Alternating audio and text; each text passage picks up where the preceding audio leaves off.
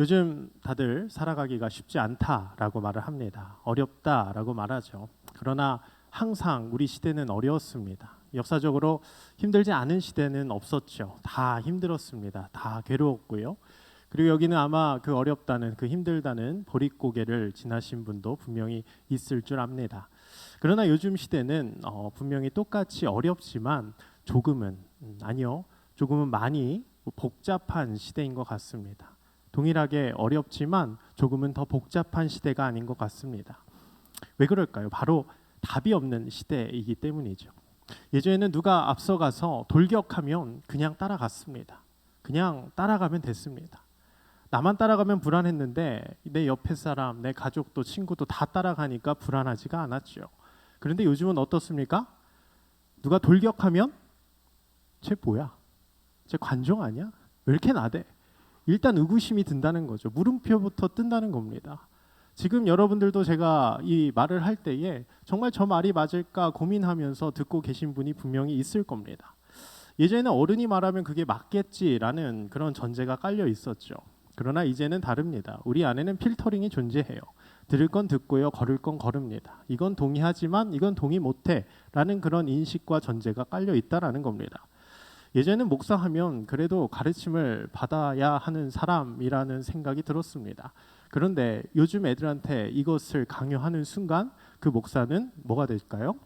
꼰대가 됩니다. 꼰대는 정말 되기가 쉽습니다. 이런 건 고등부 설교할 때 정말 많이 느낍니다. 제가 조금만 어설프게 설교를 하잖아요. 그러면 눈을 딱 감아요. 그리고 조금 말을 더듬는다 싶으면 팔짱을 딱 낍니다. 이런 건방진 것들. 속으로 그럽니다. 근데 여러분, 이렇게 답을 건방진으로 끝을 내면 여러분들은 뭐가 된다고요? 꼰대가 된다라는 것이죠. 제가 꼰대가 되기 싫어서 최근에 랩을 했습니다. 모자를 푹 눌러 쓰고요. 요 하면서 랩을 했어요. 애들이 어땠을까요? 좋아했어요. 네, 제 주관적인 생각입니다. 근데 어떤 친구는 너무 좋아가지고 막 경기를 일으키더라고요. 좋아서 그런 거겠죠? 네, 근데 선생님들은 민망한지 저를 잘 쳐다보지 않았어요. 근데도 저는 노력을 합니다. 왜요? 꼰대가 되기 싫어서요. 쉽게 답을 내려고 하지 않기 때문에. 쉽게 답을 내는 설교를 하고 싶지 않아서 제가 그 안에서 발버둥을 치는 거죠. 왜 그렇습니까? 답이 없는 시대이기 때문입니다. 답을 쉽게 내서는 그 시대의 흐름을 따라갈 수 없기 때문이죠. 전 사실 꼰대가 되고 싶습니다. 전 꼰대가 나쁘다고 생각하지 않아요. 이건 나이를 분문하고 꼰대가 되는 것은 쉬운데, 이 꼰대가 되기 위해서는 내 말이 맞다고 여길 때만, 자신 있게 말할 때만 꼰대가 될 수 있는 거죠. 근데 전 아직 꼰대가 될 수 없습니다. 정말 말도 안 된다라는 것 외에는 그럴 수도 있겠다라는 생각이 먼저 듭니다. 물론 내 안에 기준이 있습니다. 내 안에 답이 있습니다. 내 시대 때는 그게 답이었어요. 그런데 이게 정말 너가 사는 시대에는 답이 될 수 있을까라는 의문점이 먼저 든다라는 거죠. 나는 정답이었는데 너의 시대는 오답이 될 수 있으니 쉽게 말을 못한다라는 겁니다. 문제를 풀 수 있는 그런 절대적인 신앙 공식, 맞는 공식이 사라진 시대인 것 같습니다. 답이 없는 시대이기 때문이죠. 그래서 이 시대는 조금은 복잡한 시대인 것 같습니다. 여러분께 질문 하나 해보겠습니다. 우리에게 왜 코로나가 발생했습니까? 우리 왜 코로나 겪었을까요? 처음에 우리나라에서 한두 명 나올 때 뭐 대구에서 나온다고 그러고, 그때 우리가 뭐라 그랬죠? 야, 뭔가 대구가 잘못해서 그렇다, 이런 얘기 했습니다. 그러다가 갑자기 신천지에서 터졌어요. 무슨 게이바에서 막 코로나가 나왔다고 합니다. 그래서 어떤 사람이 말을 해요. 야, 하나님이 심판하신다. 드디어 하나님이 역사하신다. 그 어두운 그 곳에 하나님의 심판이 임하신다. 그랬죠. 그런데 지금을 보십시오. 우리 모두 다 코로나에 걸렸습니다. 혹시 여기서 나 코로나 2번 걸렸다 하시는 분 계세요? 나쁜 사람이에요. 멀리 할 겁니다. 신천지인 거 아니죠? 아니죠. 웃긴 얘기예요. 우리 담임 목사님 코로나 안 걸렸답니다. 이야, 역시 우리 목사님. 그래, 이 정도 돼야 우리 담임 목사님. 우리 담임 목사님 구원자입니다. 메시아입니다. 믿으시면 아멘. 아멘 하는 사람 제가 찾으려고 그랬는데 없네요. 네, 여러분 진짜 우습지 않습니까? 진짜 어리석지 않습니까? 근데 우리가 몇 년 전만 해도 그렇게 쉽게 답을 낸 적이 있다라는 것이죠. 우리에게 왜 코로나가 일어났나요? 이렇게 왜라는 질문을 계속하면요, 우리는 좀 피곤해요. 삶이 피곤해져요. 그렇지 않아도 피곤한데 이런 왜를 계속하는 순간 우리의 삶은 피곤해집니다. 피곤하니까 답을 쉽게 내려고 하지만 근데 그 답이 오답이면 어떻게 하냔 말이에요. 그 답이 오답이면 우리는 너무 불행하지 않겠습니까? 우리에게 힘들고 어려운 고난이 주어지면 우린 하나님으로부터 버림받은 겁니까? 무조건 하나님께 죄를 지어 천벌받는 것인가요? 그렇게 따지면 여기에 있는 절반 이상, 아니 전부 다 이 자리에 없을 겁니다. 다 심판받았을 겁니다. 심판받아 죽었어야 됐어요. 사실 이렇게 답을 내리는 건 너무 쉽습니다. 평소 내가 싫어하는 사람이 코로나에 걸렸어요. 아싸, 드디어 하나님이 역사하신다. 드디어 하나님이 일하시네. 내 기도를 드디어 응답하시는구나. 근데 문제는 내가 걸렸습니다. 그때부터 심각해지죠. 나는 뭘 잘못했을까? 나는 하나님께 뭘 잘못했을까? 아, 내가 뭘 그렇게 하나님께 잘못해서 내가 천벌을 받는 거지? 이제 우리는 심각해진다라는 거죠.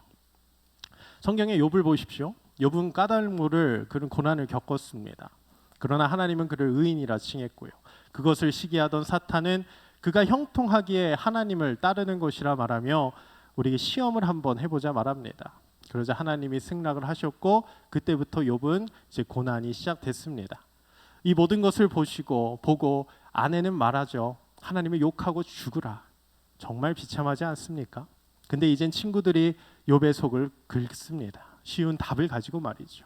너가 잘못했잖아. 어서 회개하려. 너가 분명히 잘못한 것이 있으니까 지금 하나님이 벌을 내리시는 거야. 너가 잘못했으니 어서 회개하려.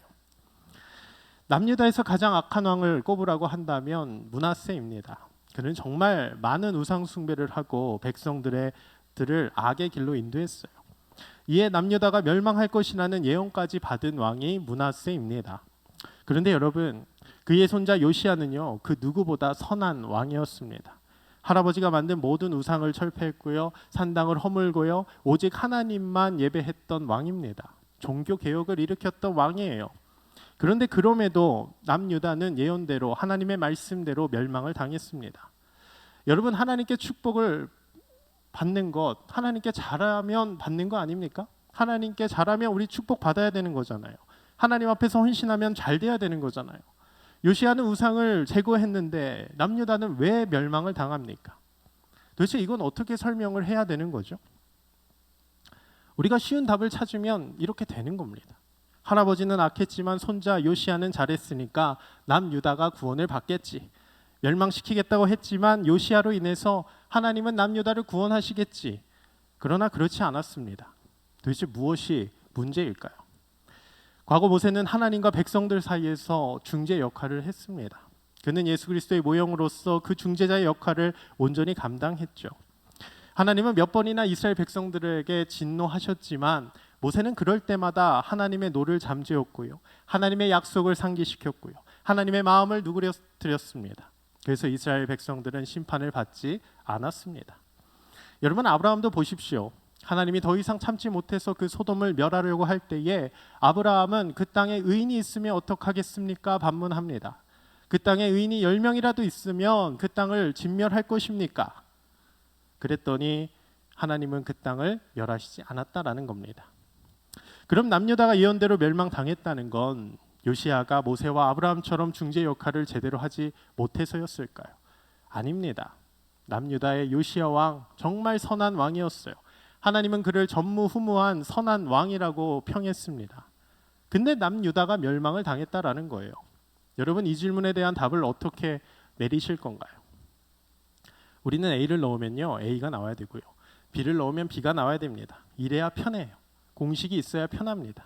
그런데 우리의 삶이 공식대로 되던가요? 그렇지 않다라는 것이죠. 단순하지 않다라는 겁니다. 하나님께 잘하면 축복을 받는다. 맞는 말입니다. 그런데 무조건 받는다, 우리의 생각대로 축복받는다, 이렇게 하는 순간 이건 여느 무당과 다를 바 없는 것입니다. 조상님께 제사를 잘 드리면 우리 집안에 복이 임한다. 이것은 어느 종교나 얘기할 수 있는 이야기죠. 우리 기독교는 종교가 아닙니다. 우리 기독교는 복음인 줄 믿습니다. 여러분, 복음이 뭡니까? 복음이 뭔가요?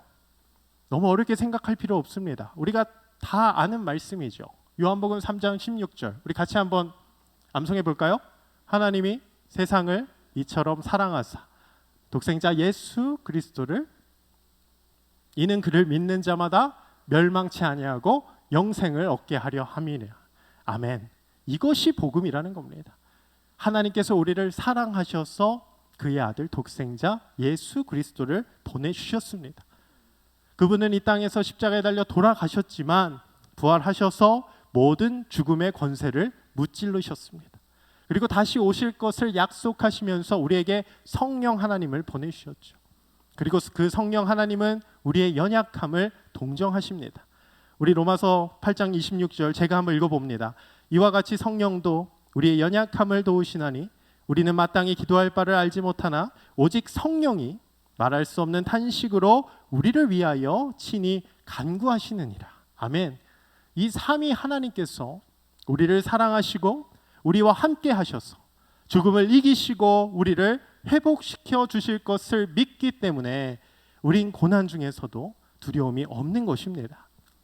이미 우리는 주님께서 그 십자가상에서 승리하셨음을 믿습니다.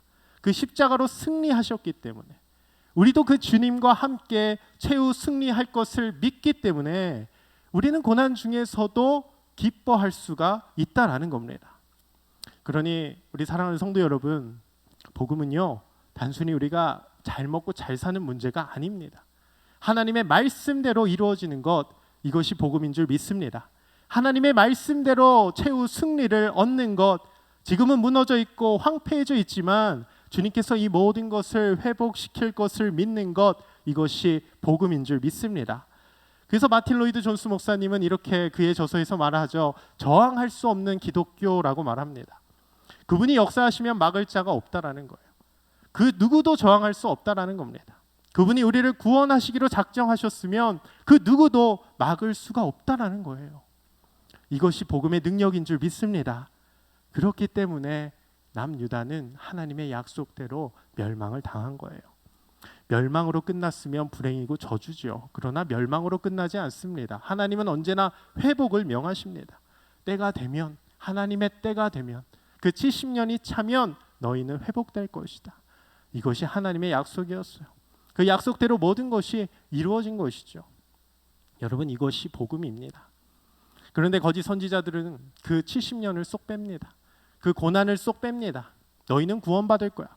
너희가 하나님의 백성인데 어떻게 멸망을 당하니? 하나님이 역사하셔서 그 바벨론을 무찌르고 너희는 회복될 거야. 그 고난은 쏙 빼놓고 말을 하지요. 그러나 예레미야, 하나님의 선지자 예레미야는 이렇게 말을 해요. 예레미야 29장 10절에 여호와께서 이와 같이 말씀하시느니라. 바벨론에서 70년이 차면 내가 너희를 돌보고 나의 선한 말을 너희에게 성취하여 너희를 이곳으로 돌아오게 하리라. 아멘. 여러분, 욥이든 모세든 아브라함이든 모두 하나님의 뜻대로 된 것입니다. 욥이 잘해서가 아니에요. 아브라함이 잘해서가 아니에요. 모세가 잘해서가 아니에요. 하나님의 역사입니다. 하나님의 주권입니다. 사랑하는 성도 여러분, 우리에게 진정한 축복은 주님의 뜻대로 되는 것인 줄 믿습니다. 그러나 당장은 바벨론 포로 생활 같을 수 있어요. 당장은 현실이 괴로울 수 있습니다. 그러나 분명히 기억하십시오. 하나님은 우리에게 회복을 명하셨습니다. 그 너머에 역사하셔서 우리를 회복시키려는 그 하나님을 믿어야 될 줄로 믿습니다. 그렇게 우리는요, 이 복음 앞에서 항상 치열하게 씨름해야 된다라는 겁니다. 그러니 이 복음 앞에서 해결되지 않는 고난, 우리에게 주어진 이 어려움, 이 고통, 이 모든 것들을 복음 안에서 씨름해야 된다라는 거예요. 만약 우리가 고난 앞에서 제대로 된 답을 내리지 못하면 우린 매번 시험에 들고요, 낙담하고 절망할 겁니다. 에이, 몰라, 내가 어떻게 알아, 아유, 먹고 살기도 힘든데 나도 몰라, 하나님이 하시겠지, 하나님이 축복하시겠지. 이렇게 살아간다면 우리가 믿고 있는 이 복음은 여타 종교들이 할 수 있는 그런 뻔한 싸구려 복음이 되어버립니다. 그러면 이 복음의 진정한 능력을 우리 다음 세대에게 전할 수도 없게 되는 것이죠. 하나님이 왜 이런 일을 나에게 주셨을까? 왜 이렇게 나를 고생시키는가? 이 일만 일어나지 않으면 얼마나 좋을까? 우리 인생에서 후회와 그런 낙심과 자책은 항상 필연적으로 따라오는 것인데, 근데 나는 그럼 이렇게 항상 절망하며 살아가야 되나? 난 주님의 사랑하는 자녀인데 왜 주님은 나에게 이런 고난을 주시나? 우리는 고난 앞에서 이렇게 치열하게 고민하며 치열하게 싸워야 된다는 거죠. 그런 피곤하긴 합니다. 그런데 이 복음 안에서의 씨름은 우리의 삶을 더욱 윤택하고 아름답게 할 줄 믿습니다. 우리 옆 사람에 이렇게 인사해 봅시다. 우리 복음 안에서 치열하게 씨름합시다.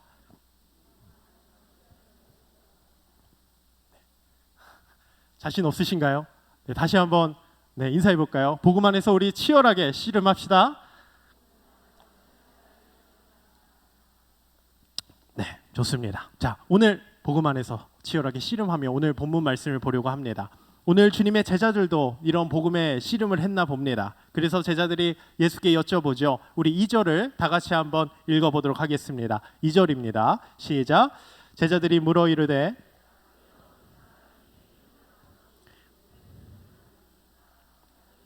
그의 부모니까. 아멘. 여기에 답을 어떻게 내리십니까? 사람들은 생각합니다. 저 맹인이 뭔가 잘못했을 거야. 그러니까 저런 삶을 살지. 날 때부터 맹인이었으니까 부모가 잘못했을 거야. 저 사람이 죄인인가? 아니면 저 부모의 죄 때문인가? 저렇게 살면 안 돼. 그러니까 저렇게 저주를 받지. 왜 그럴까? 여러분이 지금 이 자리에 앉아 있는 이유가 단순히 맹인이 되지 않으려는 거라면 오늘 예수님의 대답을 잘 들어보십시오. 오늘 예수님은 이렇게 대답합니다. 우리 3절 같이 한번 읽어봅니다. 자, 시작. 예수께서 대답하시되 이 사람이나 그 부모의 죄로 인한 것이 아니라 그에게서 하나님이 하시는 일을 나타내고자 하심이라. 아멘. 우린 단순히 세상에서 잘 되려고 주님을 믿는 건가요? 그러다 축복을 안 해주시면 어떡하죠? 그땐 주님을 떠날 건가요? 이것이 종교라는 거예요. 기독교는 종교가 아니라 복음이라 말했습니다. 로마서 5장 8절이죠. 우리가 아직 죄인 되었을 때에 그리스도께서 우리를 위하여 죽으심으로 하나님께서 우리를 향한 자기의 사랑을 확증하셨다 말씀하셨습니다. 우리가 아직 죄인 되었을 때에 나를 찾아와 주신 하나님, 우리가 아직 죄인 되었을 때에 그 예수 그리스도께서 십자가에서 목숨을 버리셨기에 우리는 영생을 얻을 줄 믿습니다. 이것이 복음이라는 거예요. 우린 원래부터 영적으로 맹인이었습니다. 우린 원래 죄 가운데 저주를 받았어요. 그래서 내가 왜 스스로 왜 이렇게 사는지 알 수 없습니다. 어떻게 해야 선한 일을 하는지 알 수 없는 것이 우리입니다. 우린 눈을 뜨고 있으나 앞을 볼 줄 모르는 어리석은 자들이죠. 그런데 주님은 말씀하십니다. 3절에 예수께서 대답하시되 이 사람이나 그 부모의 죄로 인한 것이 아니라 그에게서 하나님이 하시는 일을 나타내고자 하심이라. 아멘. 우리는 날 때부터 맹인이었습니다. 죄인이었다라는 거예요. 그러니 분명히 기억하십시오. 고난 앞에서 이게 누구의 죄 때문이냐? 여기에 집중하면 한도 끝도 없습니다. 고난에 집중하면 아무 소용 없습니다. 하나님께 집중하길 소망합니다. 하나님께 집중하면 우리를 통해 하나님이 역사하실 줄 믿습니다. 모든 것은 하나님이 하시는 일을 나타내고자 하심입니다. 모든 것은 하나님의 영광을 드러내기 위함인 줄 믿습니다. 제 가운데 고통스러워하는 우리를 불쌍히 여기시고 우리를 구원하러 이 땅에 오신 것이죠. 그래서 오늘 주님은 이 맹인을 불쌍히 여기시고 그를 고치십니다. 땅에 침을 뱉고요, 진흙을 그의 눈에 바르십니다. 그리고 말씀하시죠. 7절에 실로암 못에 가서 씻으라. 여러분, 그냥 진흙을 발라서 그냥 그 자리에서 나오면 얼마나 좋을까요? 눈을 딱 뜨는 거예요. 할렐루야, 하나님을 찬양하지 않겠습니까? 너무 좋을 것 같지 않습니까?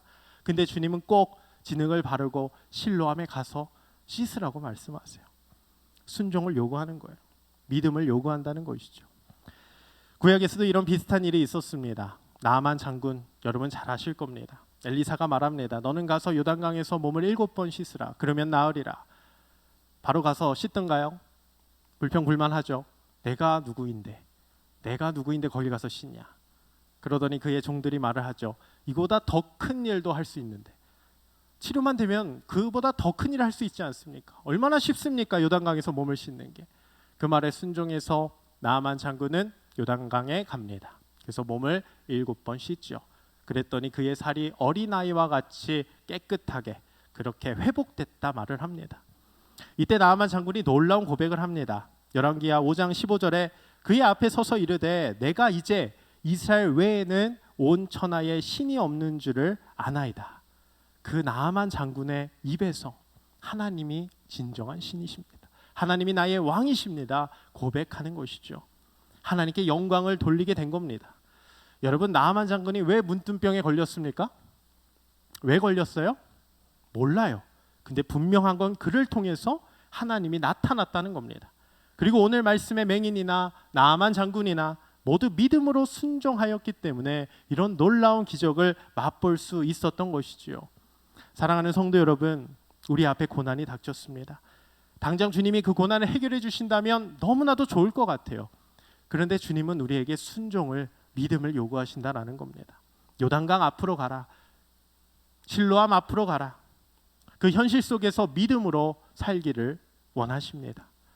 믿음으로 살 때에 그 하나님이 그 삶 가운데 역사하시기 때문입니다. 여러분, 저는 주기적으로 몸이 아플 때가 있어요. 고등학교 때부터 아팠는데 간혹 제가 쩔뚝거리는 걸 본 적 있나요? 그런 분이 있을 거예요. 그러면 그냥 불쌍하게 생각하시면서 기도를 해주십시오. 쟤 또 아프구나 이렇게 생각해 주시면 돼요. 우리 고등부 선생님 항상 주일 아침에 제 얼굴을 빤히 쳐다봐요. 왜 볼까요? 얘가 아픈가 안 아픈가. 제 걸음걸이 봐요. 야, 얘가 쩔뚝거리나 안 쩔뚝거리나. 제가 좀 쩔뚝거리면 굉장히 잘해줘요. 네. 그렇게 아파요. 지금도 아픕니다. 왜 아플까? 알 수 없습니다. 기도원 갔어요. 제가 기도 열심히 했을까요? 안 했을까요? 열심히 했겠죠. 20대 초반에 정말 열심히 했습니다. 근데 안 낫더라고요. 왜 그럴까요? 왜 그럴까요? 왜 이리 고통스러울까요? 당장 변하지 않는 현실 속에서 너무 괴로웠습니다. 지금도 이 질문에 계속해서 답을 내리면서 씨름하고 있는데, 근데 여러분 이제 조금은 알 것 같습니다. 여러분, 하나님은 우리에게 믿음을 요구하시는 거예요. 당장 나오면 너무 좋겠죠. 당장 나오면 할렐루야 하나님을 찬양하겠죠. 그러나 우리에게 원하시는 건 믿음이라는 거예요. 순종이라는 겁니다. 요단강으로 가라는 겁니다. 실로암으로 가라는 거예요. 당장 변하지 않는 현실 속에서 너가 믿음으로 나와 함께 걸어가자라는 거죠. 그러면 내가 가장 연약할 때에 내 삶에서 역사하시는 그 하나님을 발견하는 것입니다. 내 삶을 통해 하나님께 영광을 돌리게 되는 것이죠. 오늘 말씀 2절 3절 다시 한번 제가 읽어봅니다. 제자들이 물어 이르되 랍비여 이 사람이 맹인으로 난 것이 누구의 죄로 인함이니까? 자기이니까 그의 부모이니까? 예수께서 대답하시되 이 사람이나 그 부모의 죄로 인한 것이 아니라 그에게서 하나님이 하시는 일을 나타내고자 하심이라. 아멘. 여러분, 이 맹인의 억울함이 마음에 와닿으십니까? 날 때부터 까닭 모를 고난을 겪고 있습니다. 그는 얼마나 고민을 했을까요? 이게 누구의 죄 때문이지? 나는 왜 이런 고통을 받고 있지? 난 왜 이런 고난을 받고 있지? 난 왜 날 때부터 이런 고난을 받고 있지? 사람들은 나를 중심으로 수군거립니다. 쟤는 왜 저럴까? 쟤는 왜 맹인일까? 저 맹인이 저렇게 고통스러워하는 것, 저렇게 고난을 당하는 건 누구의 죄입니까? 저 사람의 죄입니까? 부모의 죄입니까? 물어봅니다. 그러나 예수님은 간단하게 대답하시죠. 저 사람으로 인해서 나를 드러내고자 하심이라. 하나님께서 자기가 하시고자 하는 일을 나타내고자 하는 겁니다. 사랑하는 성도 여러분, 여러분들 앞에 어떠한 고난이 있는지 저는 모릅니다. 저는 알 수 없어요. 예전에는 몸이 아프다는 이유로 교만한 적도 있었습니다. 야, 이 정도 고통도 모르면서 삶을 논하냐? 야, 근데 너무 애송이 같은 생각이었어요. 삶은 길고요. 너무 삶은 고통스럽구나. 여기 계신 분들 얼마나 힘든 삶을 살아오셨습니까? 정말 말도 안 되는 고통, 건강뿐만 아니라 경제적으로 어려움, 정말 수많은 문제들로 인해서 얼마나 많이 우셨습니까?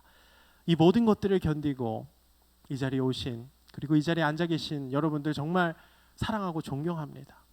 이 무섭고 혼란스러운 세상 가운데서, 이 답이 없는 시대 속에서 여러분들의 그 고통의 무게가 어느 정도인지 저는 가늠이 잘 안 돼요. 그러나 말씀으로, 사랑으로 권면드립니다. 그 고난의 순간에 우리 주님을 바라보길 소망합니다. 여러분, 고난이 주어질 때에 우리는 믿음뿐이 없다라는 거예요. 그 고난 앞에서 우리는 기도하는 것입니다. 그리고 이 고난 때문에 여러분들이 이 자리에 앉아 계신 거라면 그것이 축복인 줄 믿습니다. 분명 그 고난을 통해서 하나님의 역사하심, 그 살아 역사하심이 여러분들의 삶 속에 드러날 줄 믿습니다. 그것이 우리를 생명의 길로 인도하는 거예요.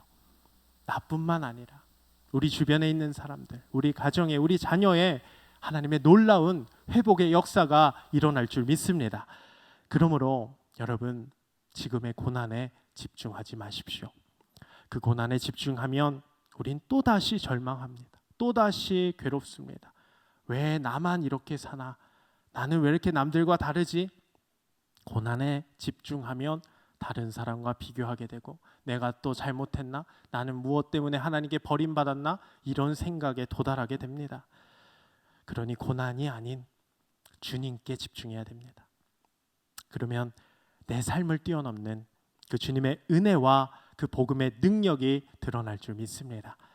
그 복음의 능력을 경험한 바울이 이렇게 고백을 하죠. 내가 약한 것이 자랑이니라. 내가 약한 것을 자랑하노라. 여러분, 약한 것을 어떻게 자랑합니까? 세상 속에서 약한 것을 왜 자랑하나요? 그게 자랑거리가 됩니까? 예, 믿음 안에선 자랑거리가 됩니다. 왜 그렇습니까? 그 약함 때문에 내가 하나님을 믿기 때문입니다. 내가 그 약함 때문에 내가 계속해서 하나님을 붙들며 생명의 길로 나아가기 때문입니다. 내 약한 데서 하나님의 능력이 드러나기 때문입니다. 내 생각과 계획을 뛰어넘는 그 하나님의 섭리를 믿기 때문에 약한 것을 자랑할 수가 있는 것이죠. 하나님이 우리를 초대하시는 곳은 만사 형통의 자리가 아닙니다. 하나님은 우리가 마주하는 수많은 한계 속에서, 그 고뇌와 절망과 후회와 자책 속에서 살아계신 하나님을 보여줍니다. 하나님이 우리를 사랑하시는 것이 무엇인지 알게 해주세요. 예수 그리스도가 우리가 아직 죄인 되었을 때에 십자가에 달려 돌아가신 의미를 우리가 계속해서 알게 되는 겁니다. 우리가 고난 속에서도 그 복음의 능력과 그 사랑과 그분의 영광에 사로잡히면 우리는 어두웠던 삶이 밝게 빛날 줄 믿습니다. 저는 매년 말씀을 하나 품고 나아갑니다. 올해 제가 품은 말씀은 히브리서 11장 1절 말씀이죠. 다 아실 겁니다. 믿음은 바라는 것들의 실상이요, 보이지 않는 것들의 증거니. 그 말씀을 붙들며 나아갈 때 때로는 기쁘다가도 때로는 절망합니다. 이것이 계속 반복되죠. 그런데 제가 몇 년 전에, 여러분 야베스의 기도 아시나요? 야베스의 기도 삘이 꽂혔어요. 느낌 옵니다. 나의 지경을 넓혀주소서, 나의 지역을 넓혀주소서. 느낌 오지 않습니까? 그래서 야, 이거다 하고 그 말씀을 품고 나아갔습니다. 여러분, 제 지경이 넓어졌을까요? 네, 배는 나왔는데 네, 분명히 지경은 넓혀졌어요. 확실히 넓혀졌습니다. 그런데 그 해에는 지경이 넓혀진지도 모르겠고 그냥 고통 속에 있었습니다. 너무 괴로웠어요. 야, 이렇게 힘든가? 너무 연약하고요, 너무 한없이 작아졌고요, 너무 연약했습니다. 근데 시간이 지나고 나니까, 지금 돌아보니까 아, 그때 지경이 넓혀졌구나. 그때 하나님이 내 기도에 응답하셨구나. 그때는 몰랐는데 지금은 알겠습니다. 그러나 당분간은 지경이 넓어지는 기도 안 할 겁니다. 여러분 조심하십시오. 삘 온다고, 느낌 온다고 잡으면 큰일 나요. 너무 괴로웠거든요. 여러분, 마태복음의 겨자씨 비유 잘 아실 겁니다. 그 겨자씨 당장은 너무 작습니다. 근데 그 후에는 어떻게 됩니까? 마태복음 13장 32절에 이는 모든 씨보다 작은 것이로다. 자란 후에는 풀보다 커서 나무가 되며 공중의 새들이 와서 그 가지에 깃들으니라. 아멘. 여러분, 정말 겨자씨 작고 볼품 없습니다. 그런데 시간이 지나면 싹이 나고요, 나무가 됩니다. 그러면 그 나무에, 그 가지에 여러 수많은 새들이 와서 깃들게 되는 거예요. 풍성한 나무가 되는 겁니다. 여러분, 누구의 죄로 인함이니까? 누구 때문에 여러분들 이런 고난을 받고 있습니까? 여러분들의 잘못입니까? 아니면 선천적으로 다른 사람 때문입니까? 뭐 어떤 이유에서든지 분명히 기억하십시오. 우린 원래부터 죄인이었습니다.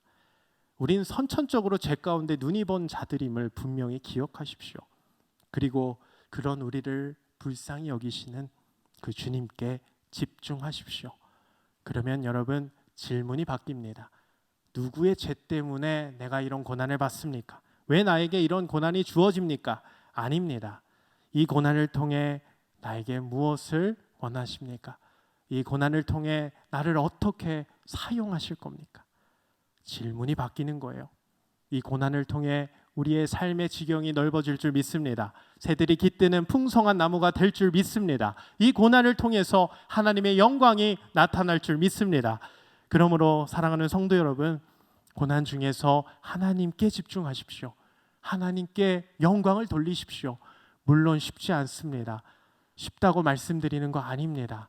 그러나 그 자리에서 하나님께 영광을 돌린다면 그 영광의 빛이 우리에게 비칠 줄 믿습니다. 그 영광의 빛이 비추면 그 고난을 통해서 우리의 삶은 풍성해질 줄 믿습니다. 나뿐만 아니라 우리의 가정, 내가 있는 그곳, 우리 다음 세대에게 그 풍성함을 전해줄 줄 믿습니다.